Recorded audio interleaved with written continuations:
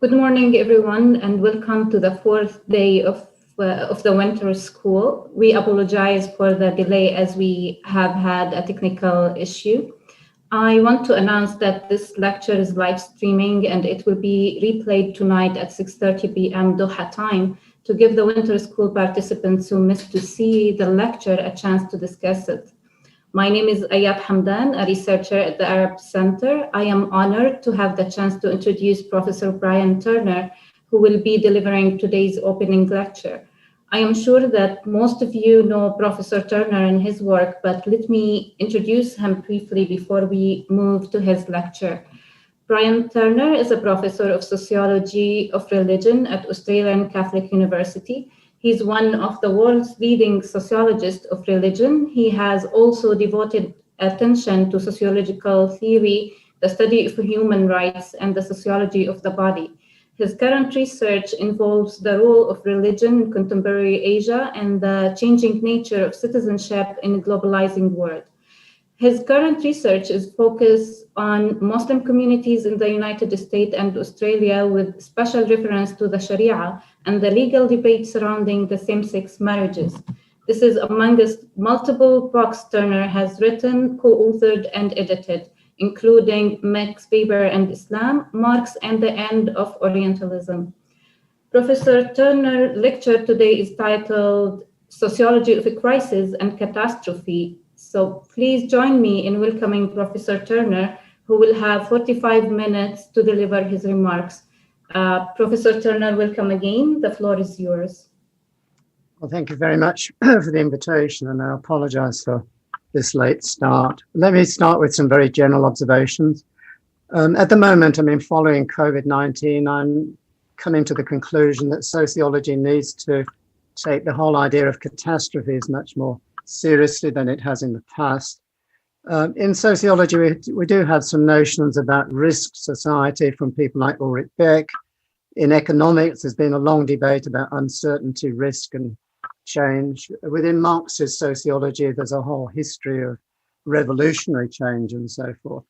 But it seems to me that the COVID-19 crisis has opened up rather different problems for societies and therefore some new problems for sociology. Well, let me start anyway with the word catastrophe. As you're probably aware, it comes from Greek drama theory, meaning the end of a dramatic sequence or the denouement of a plot. And so catastrophe is like the end product of a process of conflict and change. But by the 17th century, at least in the West, it had a new meaning, or a more precise political meaning, which meant the overturning of a political order. And so catastrophe seems to me to be very relevant to what we have at the moment with this global crisis. Before COVID-19 struck us, I have been interested for some time in slightly related problems. For example, the whole notion of the unintended consequences of action. In a book on Max Weber, I had the subtitle, The Sociology of Fate. That is the kind of idea that much of life is actually far more contingent and problematic than is suggested by the rather bland notions of social action that we find in Parsonian theories of action and functionalism. I didn't ask, by the way, but I'm speaking as a sociologist, and I know that the audience I'm speaking to is much more diverse. And so I'll try not to be too sociological, so to speak, by trotting out too many sociologically specific ideas. In more recent times, I've been trying to ask questions about what makes societies successful and what makes societies, by contrast, failed societies. And so again, the onset of COVID-19 brought some of these ideas to a climax for me, because quite clearly, most societies, in fact, all societies, were not prepared for this crisis. And many societies, including Britain and America, have failed miserably to cope with it. And so we are still living in the middle of this disaster. I also have to say that I'm not a specialist in sociology, and as the opening comments made clear, my work has ranged over a wide range of issues. And another issue, therefore, connected, for me anyway, with COVID-19 is the idea of generational change. And since I'm speaking to an audience of slightly younger people than myself, mostly very young in relation to my age, I'm interested in the sociology of generations. And some of my research went back to look at the Great Depression, because we have sociologists writing and historians writing about the generation of the Great Depression in the 1920s and 1930s. And what I'm sort of edging towards, therefore, is to talk about a COVID-19 generation as the product of this global catastrophe that struck us. Let me move on with a few rather personal comments to say that I was born in 1945. I'm 1 year too old to be a baby boomer, but I regard myself nevertheless as a baby boomer. And the generation growing up in the West, at least, or particularly in Britain where I was born, was a lucky generation in many respects. I mean, I came from a very poor working class family. We had no books and there was no newspapers in the house into which I was born.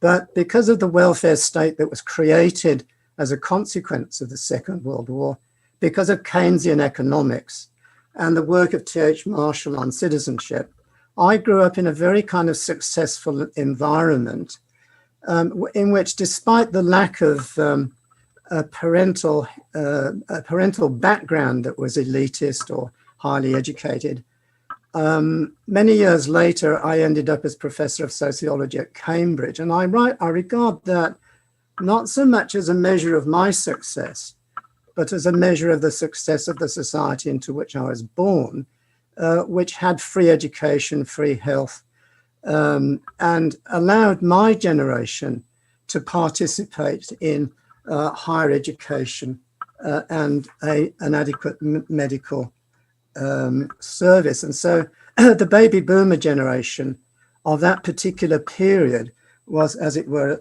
a lucky generation. So I tend to say to my students, and I'll just remove this because it's making unnecessary noise.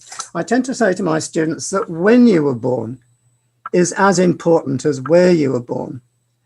And for me, I was kind of part of a lucky generation, that I was in the right place at the right time to be born into this context. I often jokingly say that if you want to be a famous writer, it seems to be characteristic that you have to have an unhappy background. And so my interest in catastrophe may be slightly odd. In human societies, there has been, in fact, a long history of catastrophes associated with plague. And I'll just list a few of them. I mean, the Great Plague of the 14th century allegedly wiped out about 20 million people in Europe, which was a large slice of that population. Then there was a London plague of the 17th century, which killed equally important numbers. And then when we think about the 20th century, I mean, we have the Spanish flu of 1918, which, because of the weakened status of the populations of Europe, had devastating effects on economic and social development. The sociologist that's been most influential in my own work, namely Max Weber, himself died of the Spanish flu. And more recently, I've been trying to trace whether any sociologists have commented on this fact that Max Weber's life was brought to a rather sudden end in midlife as a consequence of this Spanish flu. More recently, we've had the SARS viral outbreak, the swine flu, and so forth. And many of these recent pandemics have been so-called zoonotic diseases, that is, diseases spread between animal populations and human populations, in which bats, for example, have played a large role in these zoonotic diseases. So given this long history of catastrophes in the 20th century, and I haven't yet spoken about political catastrophes, but I mean, I think we would think about the First and the Second World War as global catastrophes. And the consequences of them were the Holocaust and the Nakba in Palestine. You would think that given all of these catastrophes, we'd have a kind of very lively and flourishing, catastrophic studies. Perhaps if I was a bit younger, I might actually start a new journal, because I've started 3 already. And perhaps we need a journal called Catastrophic Studies, of which I could be the honorary editor, and perhaps the members of this conference could be members of the original board. So I'm speaking to you inevitably as a Western sociologist who happens to be living in Australia. But I mean, as you know from the introduction, I've had a lifelong history in Islam, in the Middle East, and many of my works have been fortunately translated into Turkish, but I don't have Arabic as a language, and therefore I've always been slightly diffident about calling myself a specialist in this field. But from a Middle Eastern point of view, I mean, the whole history of the modern Middle East has been a series of catastrophes. Starting, wherever one wants to start, with the collapse of the Ottoman Empire, the Nakba, the conflictual relations between Israel and Palestine and other Arab societies, the role of proxy wars in Syria and elsewhere, I mean, is enough to give us plenty of scope for talking about these catastrophes. Now, I mean, in the introduction, it said that I was a sociologist of religion. And in responding to this COVID epidemic, I've recently written 3 pieces on the COVID-19 pandemic, which I want to speak about. Coming from Max Weber's sociology and being a sociologist of religion, I'm interested in the meanings that people give to events and not just the events themselves. And one of the significant responses in medieval societies to catastrophe was the figure of Fortuna, who was a blind female, or a female with a cloth over her eyes, who controls the wheel of fortune that dishes out happiness or unhappiness. And so, I mean, some of my recent work has been on the history of happiness, looking at how people have responded to many of these major crises. And one of the meanings given to past crises or catastrophes comes under the notion of theodicy. And theodicy, technically speaking, is simply any attempt to justify the work of a loving and controlling God in the face of human suffering. How can we give an explanation of human suffering in meaningful terms? And one response that's come from the Abrahamic religions in general, but Christianity in particular, has been the so-called tradition of theodicy. And the idea of theodicy goes back to a German philosopher, Gottfried Leibniz, who actually wrote a book called Theodicy, Essays on the Goodness of God, the Freedom of Man, and the Origin of Evil. And so theodicy is an attempt to explain evil in human suffering. This book was written in 1710 and was a response to catastrophic flooding in parts of Germany, where many homes and people were swept away.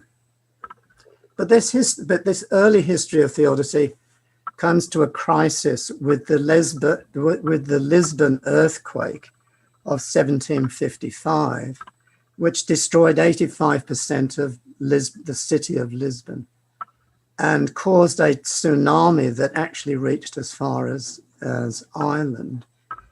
Estimates of the fatalities from this ranged from as low as 40,000 to 200,000, which was a large slice of the population of Lisbon. And various Catholic priests tried to mobilize the idea of theodicy to explain why God could still be regarded as a just and kind God. But the idea of theodicy didn't cut much ice, so to speak, at the time. And Voltaire wrote a famous rebuttal of Leibniz.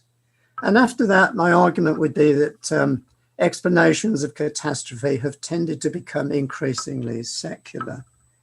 And so I've been interested in what sort of theodicies might have emerged in the 20th century to give an explanation of catastrophe.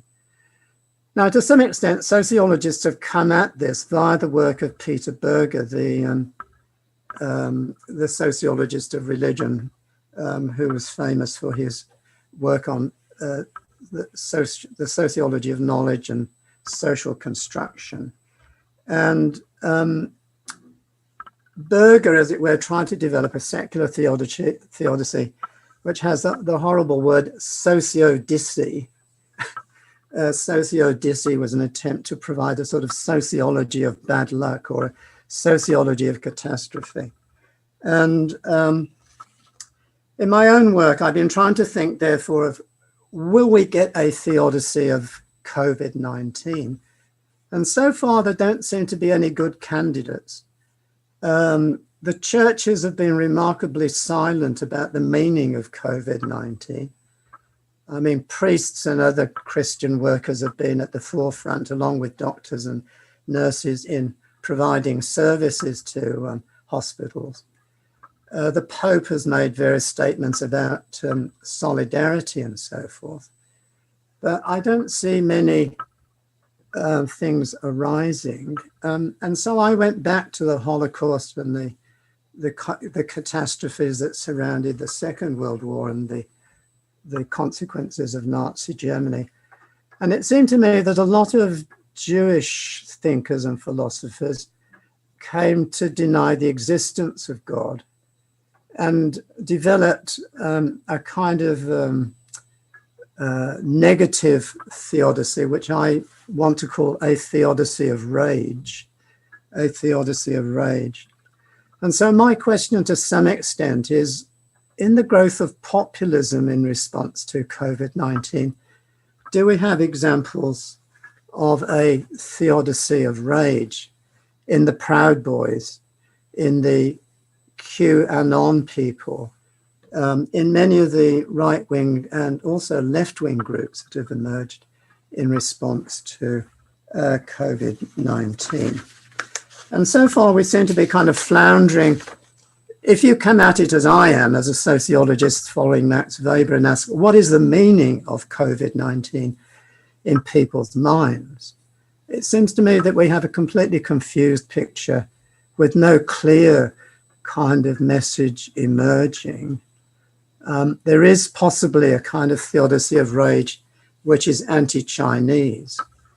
And Trump himself, of course, has tried to promote the idea of a Chinese epidemic or pandemic, possibly a Chinese catastrophe, although I don't think Trump knows the word catastrophe, although Trump might be regarded as a catastrophe himself, possibly.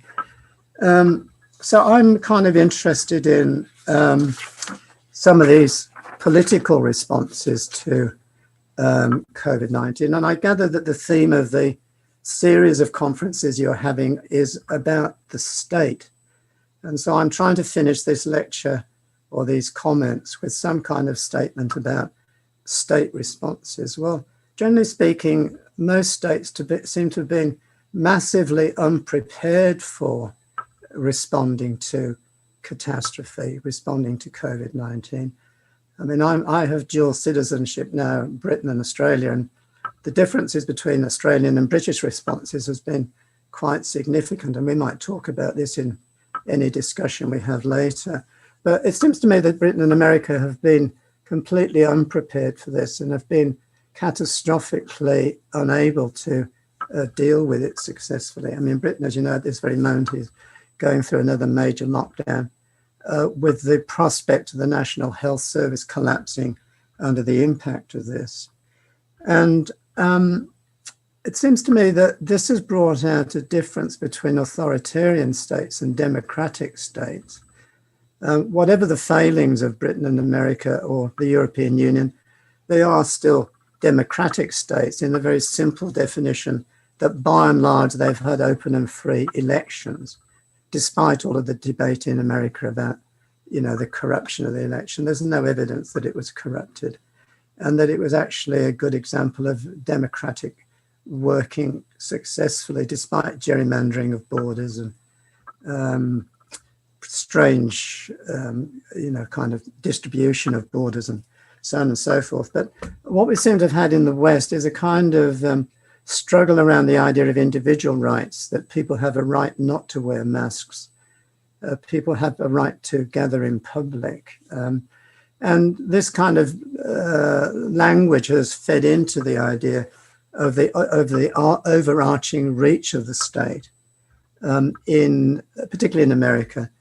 The response in Britain has been less obviously a defense of individual rights, but there have been quite significant protests in London against the state's regulation and causes of this. And so it seems to me to have kind of exposed a problem in the West about the need for significant state regulation of the pandemic versus a tradition of individual rights, that I have a right not to be controlled by the state.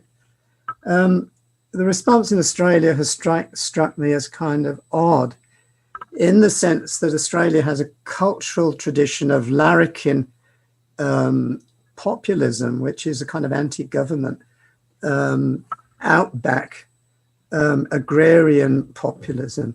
But Australia has been remarkably controlled in this, despite being, in all other respects, a Western liberal democracy. For very obvious reasons, I've not been able to get to the Middle East for some time. But whatever I've been reading about the Middle East suggests a catastrophic problem of COVID-19 outbreaks. I read a report in Merit this morning about the situation in Palestine, which looks extremely bad.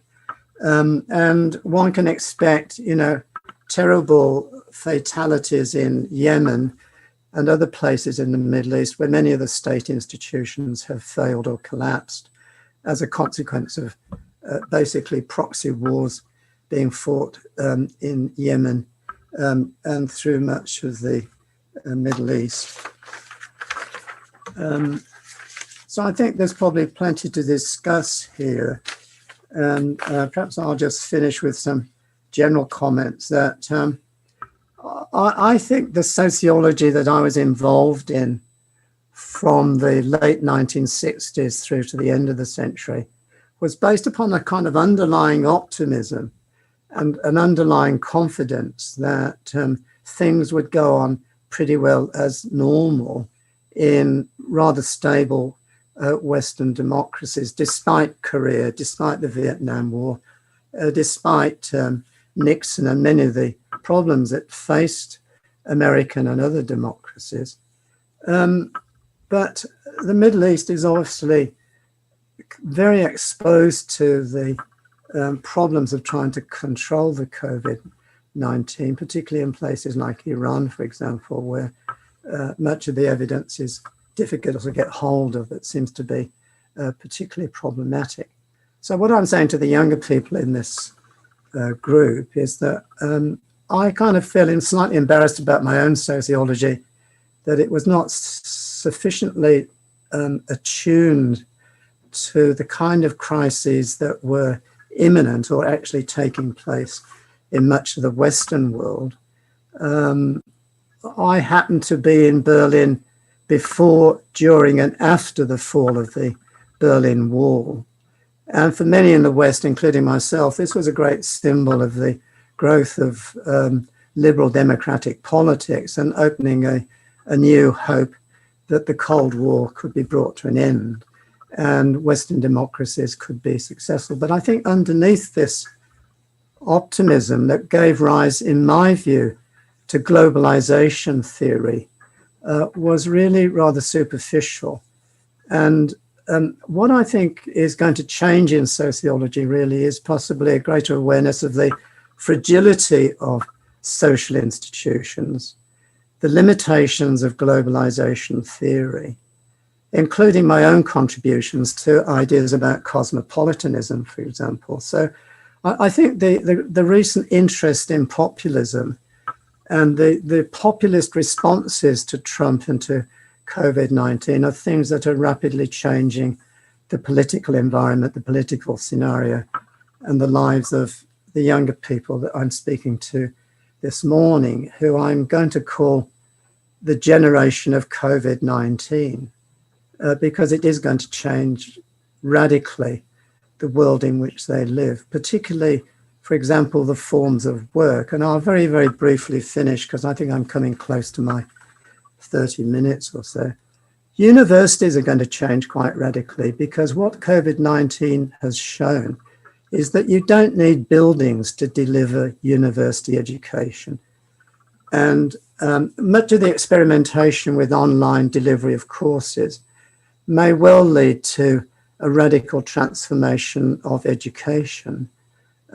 Because, I mean, universities are going to come up, or governments are going to come up with the idea that we don't need to fork out all of this money on higher education, because it all could be done on a mass basis, as I'm talking to you this evening by distance, could be the kind of way in which the future of your education experience is conducted. So and perhaps you don't care, but you'll never see the real Bryan Turner in flesh and blood as a lecturer in your midst. There will always be on this rather distant relationship. So I wish you well, and I hope we all survive 2021 in a better world. But I'm not, frankly, that optimistic. Thank you for your patience. Well, thank you very much for the lecture. That was really illuminating and interesting. At this point, I would like to open the floor for discussion. We welcome questions and comments. But first, I will use my power as the moderator for this session to ask a question, if you allow me to. I want to ask about your idea of political theodicy. Yeah. And in this context, the management of a global pandemic is a right-wing affair now. The pandemic scare is used to close border, fortify the state, and evoke fear against othered and racialized population in the name of protecting the sovereignty, security, the safety of the state and its citizen. So my question is how the state border and the state space can be a safe space anymore for citizens, especially in light of the increased state violence against Black population in the US and the rise of Islamophobia across Europe, for example. And thank you very much indeed for Well, I took political theodicy from the political theology of Carl Schmitt, of course, and so I was thinking about a kind of Schmittian view of this. I'm going to give an indirect answer to your question, which is that what COVID-19 has done from a sociological, not a political theory point of view, is to expose the very obvious deep inequalities of, well, not only Western societies, but probably all societies, but certainly Western societies, where, I mean, the fatality rate amongst Black people in America is, far higher than whites. The fatality amongst working class people is far higher than the elite and the middle classes.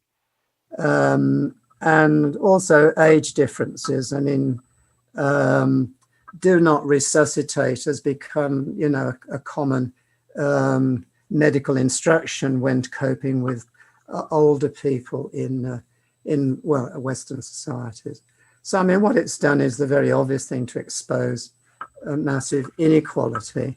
And I guess perhaps this is to be expected. This hasn't been much discussed, I don't think. I mean, it's been kind of noted in medical reports, but it hasn't kind of featured that significantly, I don't think. And possibly the Trump election in America has kind of overshadowed the COVID-19 crisis to some extent, because, I mean, there is a kind of crisis around the legitimacy of democracy in America, which is brought up by the polarization between Republicans and Democrats or whatever. So, I mean, yes, I mean, you and I could agree that, you know, it raises issues about ethnicity, class inequality, status groups, and so on and so forth. And to some extent, I mean, over the geographical distribution of the problems. I'm not sure I'm with you over the necessity for regulation. I mean, the cheapest way of trying to control the pandemic has been through social distancing and mask wearing. And I mean, I kind of, and perhaps I'm wrong, but I kind of trust the medical responses to it as the only responses we have available about how to possibly manage it. And then, of course, I mean, I don't know what you would think about the China. I mean, you know, has the Chinese management been a total success, or does it just simply demonstrate the role of authoritarianism in suppressing any discussion of the Wuhan outbreak? And I read this morning that the WHO people who are going to China have been stopped and sent back, so they can't actually get into China to take a kind of independent view of it. So it seems to me that authoritarianism, I mean, I put the question to you, is authoritarianism a more effective response to COVID-19 than liberalism? Discuss. Perhaps I should come back next year and try and get an answer. I mean, I don't know what the answer to that is. It's probably a pretty powerful question, I guess. Exactly, but also what I mean of my question, that the protection of the state's sovereignty remains a problematic endeavor as it raises internal division between population.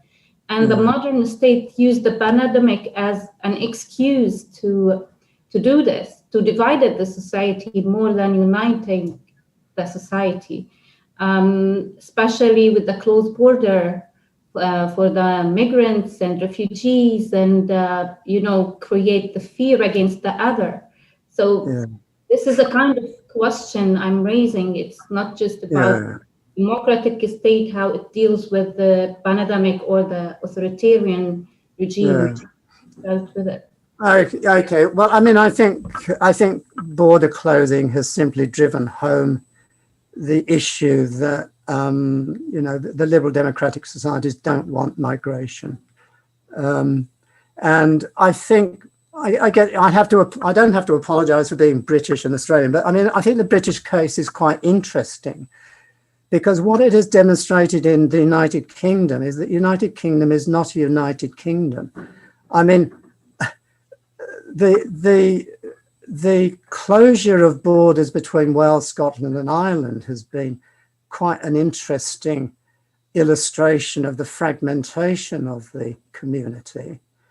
And I mean, America has a double whammy, as it so to speak. It has COVID-19 and it has Trump. And Britain or Europe has a double problem, which is Brexit plus COVID-19. And I think the Brexit crisis, you know, combined with COVID-19 is really kind of, I mean, you know, I think that this is where you and I might agree, has fragmented the society very dramatically, and raised issues about, you know, the sovereign status of Northern, I mean, again, to give you a local example from my work world, the sovereign status of Northern Ireland or the sovereign status of Scotland and so forth, where, you know, Johnson's policy is simply an English policy, not a United Kingdom policy, but that's a kind of separate British issue, I guess.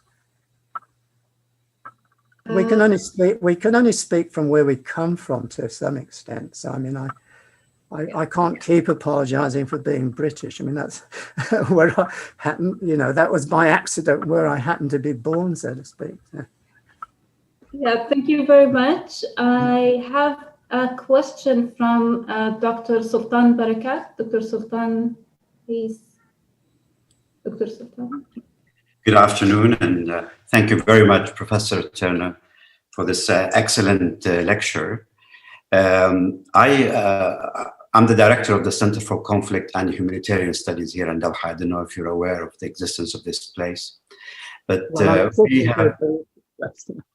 Yes, I don't have detailed knowledge, but I have some knowledge. Yeah. Okay. Yes, sorry. It has evolved as a result of previous life in disaster management and reconstruction post-conflict with people like Henry Quarantelli and others.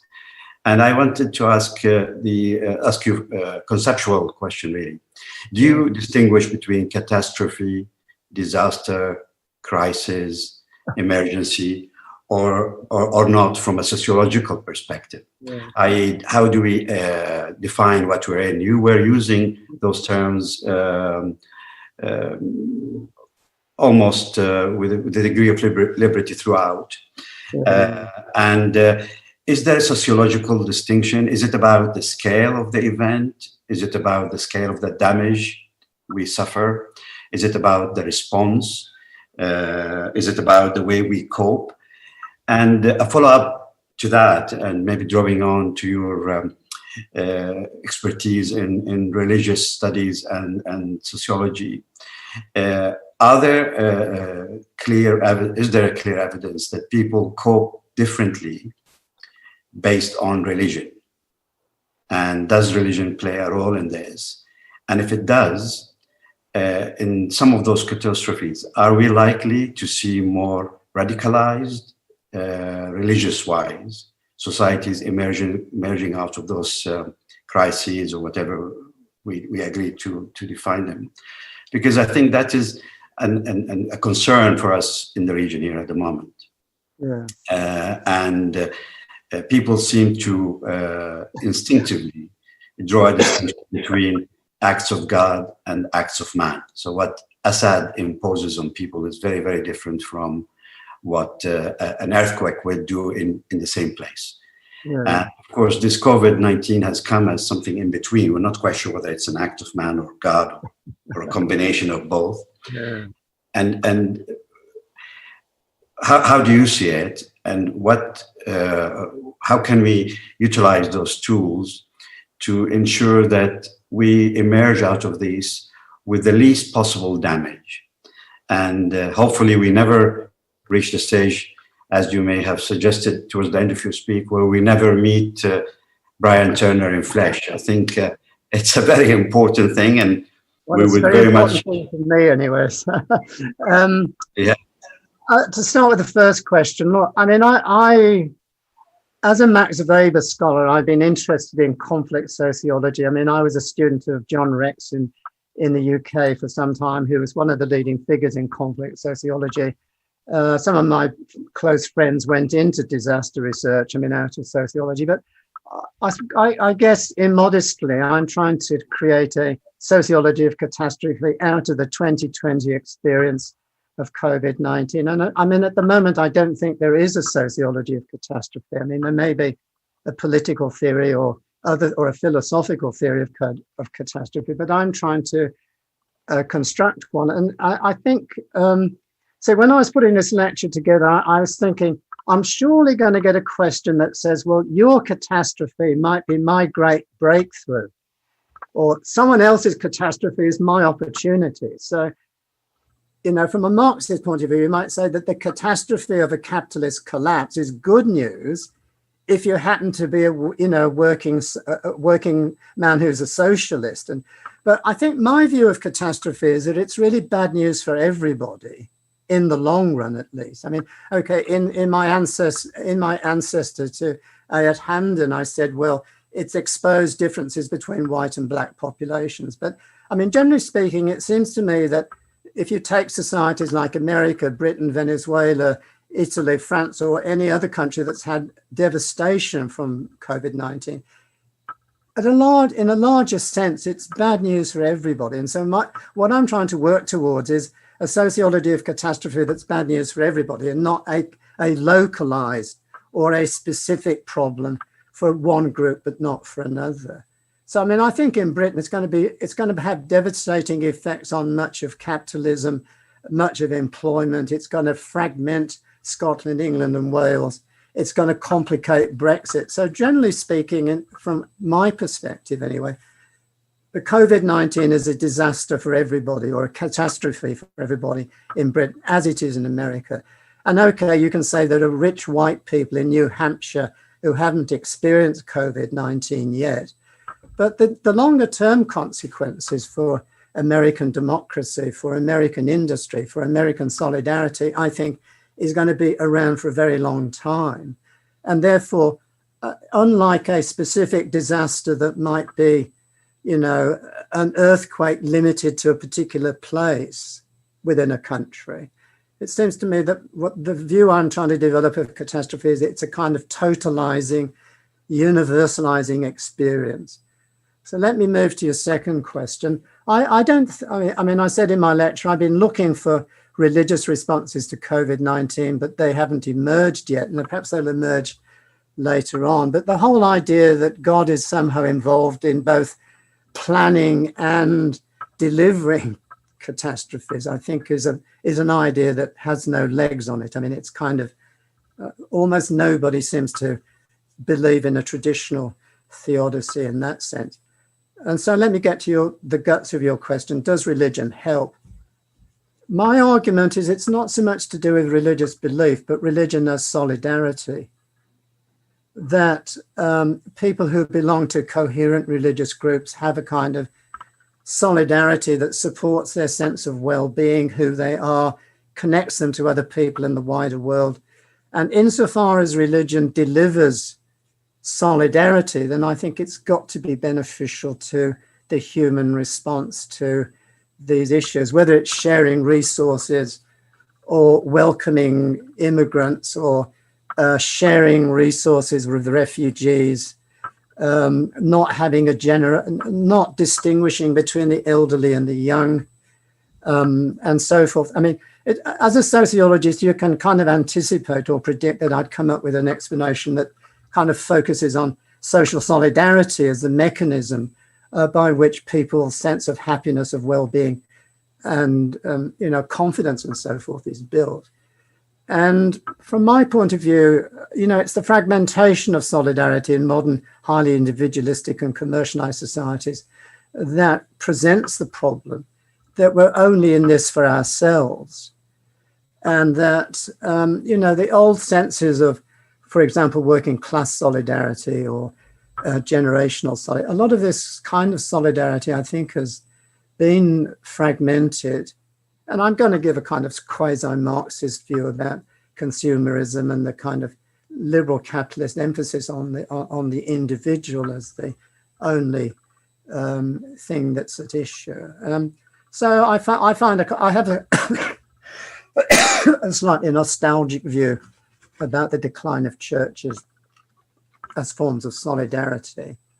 And I'm not terribly impressed by the idea that new forms of individual spirituality are going to replace congregational solidarity.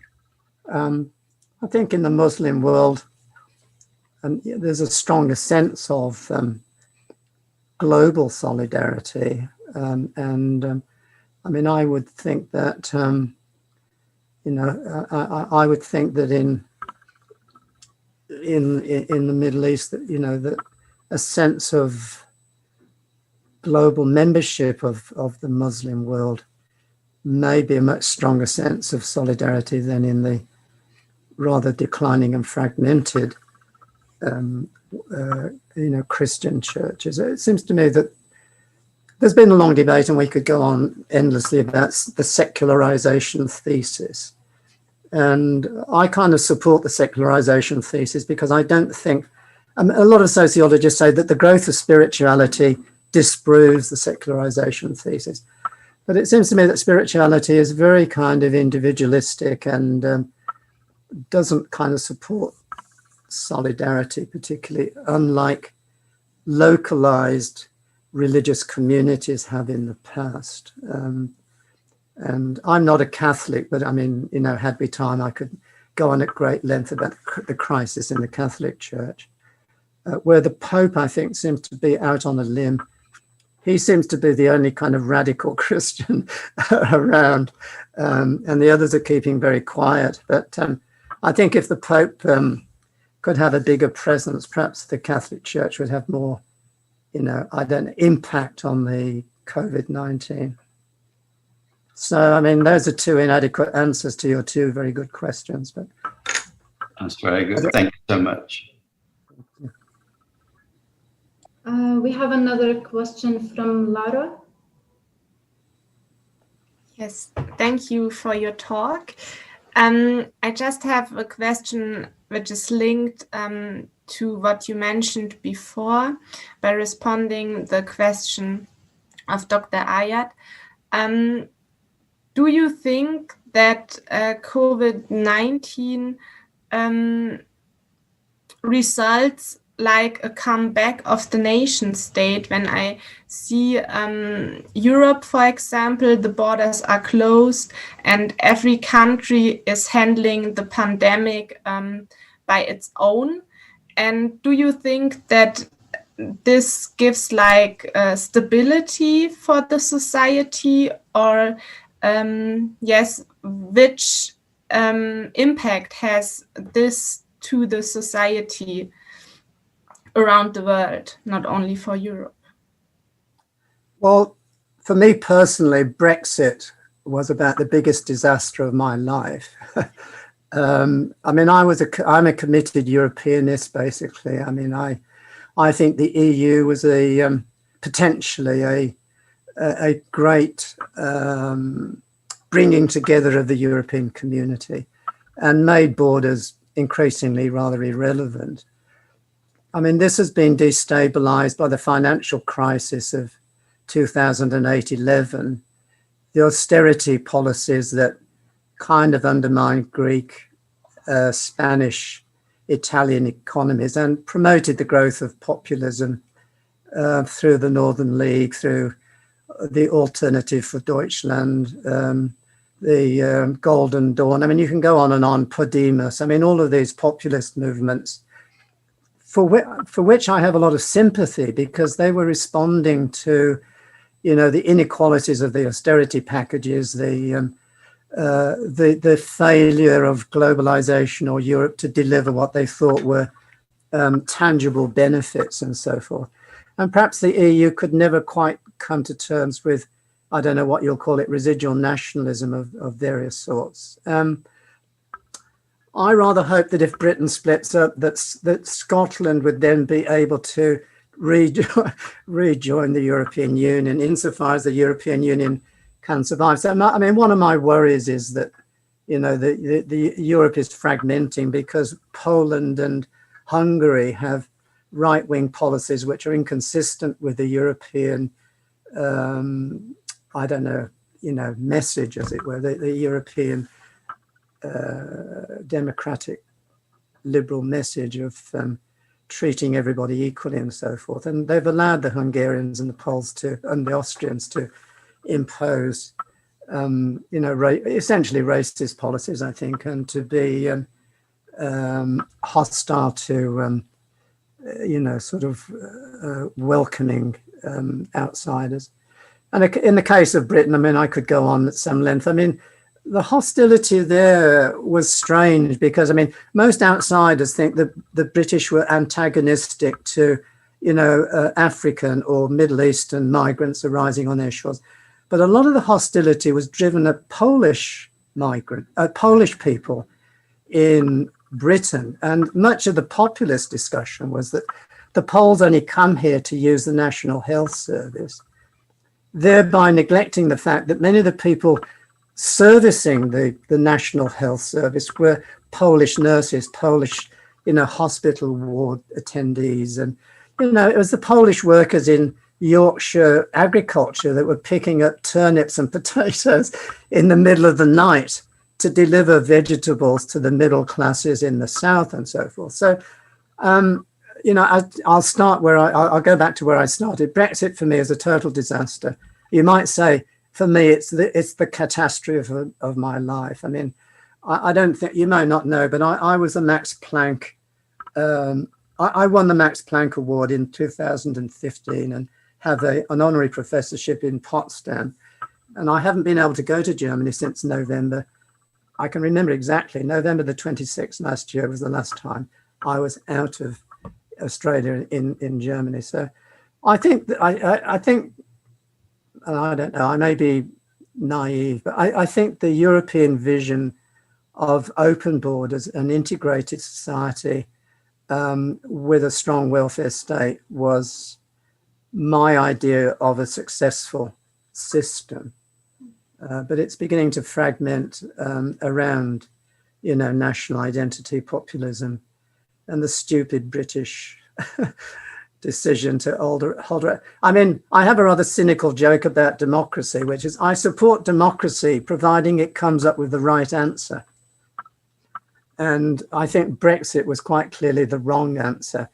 And I blame Cameron for behaving in a undemocratic way, because he made the decision to have a referendum without consulting his own cabinet, who found out that they were going to have a referendum when they read about it in the newspapers.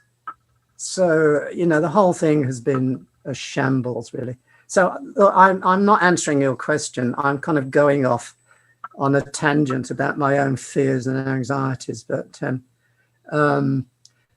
I think that if we don't believe that there are some successful stories, then we might as well give up and go home, because as sociologists, if we only think there are failures, what's the point? We have to have some kind of measure of success.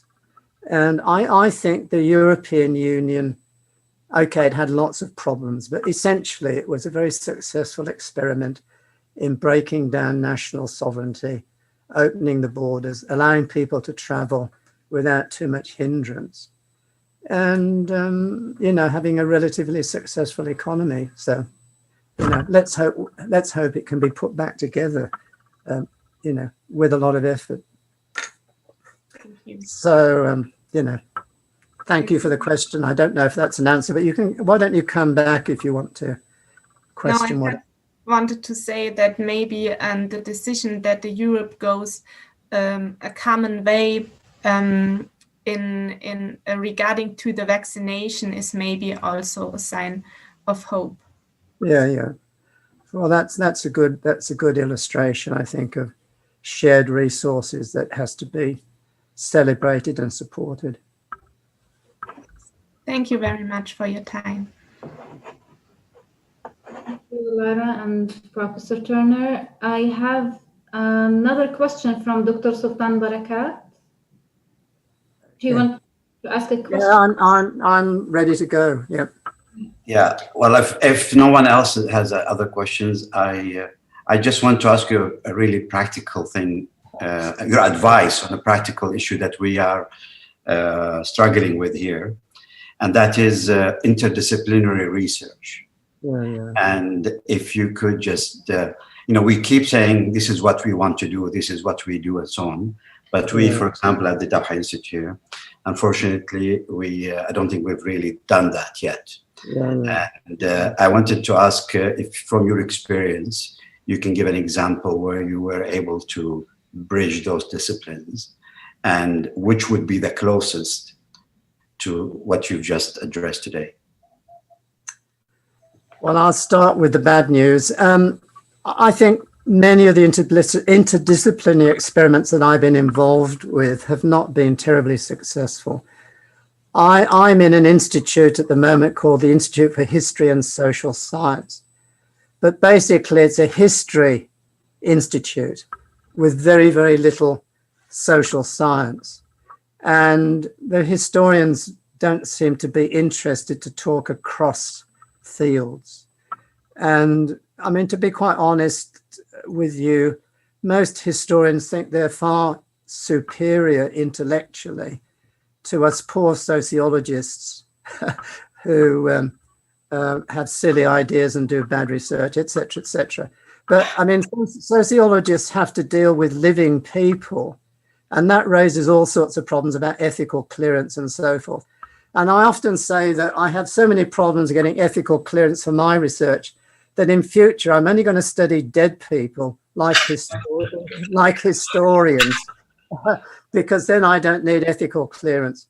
But my second answer goes like this, that I often fear that universities support interdisciplinarity in order to break down departments, because it makes it much cheaper to have a university built up of institutions or institutes rather than departments, because departments tend to be a law unto themselves. You know, the senior professor has a world of his own, and if he has a budget, he doesn't need to think about other people.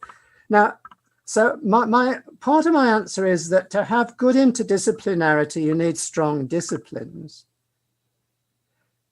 but you need people who, I don't know how you create it. You need people who have like a broad perspective, and I don't want to put up myself as the living example of this, but my lack of specialism fits an interdisciplinary program perfectly, because, you know, the work I've done on the Black Death and the London Plague and Leibniz is like a piece of historical sociology.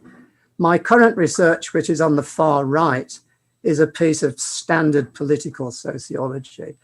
And the work I've done on happiness started by reading Aristotle, whose work on eudaimonia was the foundation of the philosophical study of happiness for centuries. And Alistair MacIntyre, who's one of my great heroes, the sociologist at Notre Dame University at the moment, who is essentially a philosopher, but he always says that good philosophy kind of starts with sociology, because to understand what philosophers are on about, like Leibniz, you've got to understand the world in which they lived, and that, you know, you need political theorists and sociologists to kind of deal with this.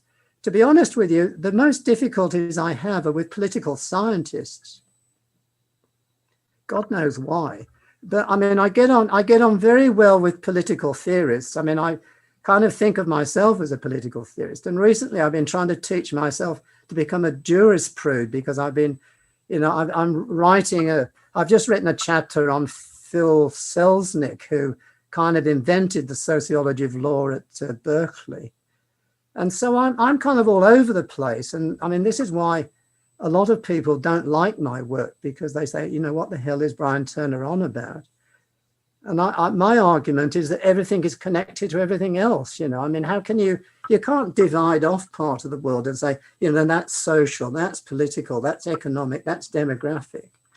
It's all interconnected, you know. And to understand COVID-19, you've got to come at it from all sorts of dimensions: philosophical, theological, economic, demographic, you know, historical, to get a kind of real grasp on what's going on. And to go back to my hero, Max Weber, I mean, he's trained as an economist, he's a lawyer, but he knows a hell of a lot of philosophy and was, you know, deeply influenced by Nietzsche and, you know, all sorts of other people and so forth. And so my worry about the modern university is the emphasis on corporate control of universities, making them into kind of business enterprises, so that my worth to the university is only measured in terms of the number of articles I publish per annum in the correct journals, you know. But you know, having people spending 20 years writing one book, even if it's the best book ever written,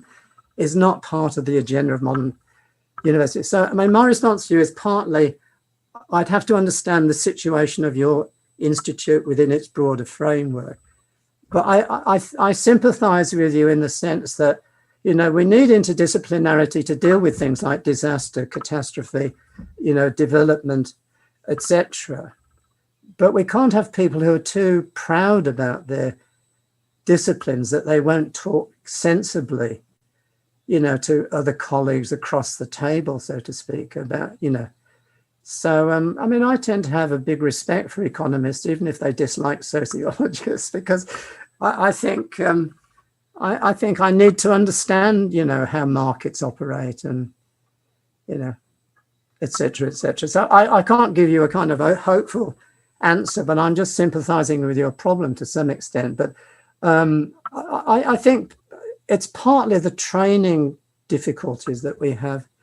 I was lucky that I came into universities where we were free to do more or less what we wanted to do. My first book was the Weber in Islam book. I never had permission to do it. I didn't need permission to write it. It was partly historical, partly sociological, partly influenced by Ernest Gellner. And one of the reasons I don't have Arabic is I once said to Gellner, how long would it take me to get an adequate knowledge of Arabic? And he said, oh, about 7 years. And I didn't have 7 years available to me to do that. But anyway, this is just an excuse. So look, I could go on about interdisciplinarity more or less forever, but I think it's a critical problem, but a very difficult one to solve. And I think it needs a lot of diplomacy and skill to, get people to respect. I mean, it's partly to do with the respect, that I often feel that the historians I work with don't respect me. And my joke is it's because I don't write footnotes. My joke is that you can always tell a historian because they have more footnotes than actual text. And because I never use footnotes, I have very low status in the world of historians. So there you are. So perhaps you should start using footnotes. That might help. Your Thank you ever so much. That was. Who are you trying to work with? Economists and scientists? I'll contact you. I'll contact you privately later. We'll follow up our conversation. Thank you so much. Okay, thank you. That was great. Thank you very much. Is there any questions, comments? So I would like to thank Professor Turner and all of you who are watching. For the people who missed to see this lecture from the beginning, the lecture will be posted on Arab Center social media accounts. So thank you very much. Can I say, if people wanted to take up issues with me, they can always email me. I'm quite a good emailer. I'm not very good with Zoom, but I'm quite good with email. So if anybody would like to challenge me or take me up or ask for references, I'm very happy to, carry on this conversation by different means. So anyway, thank you very much for inviting me. Thank you very much. Have a good day. Thank you.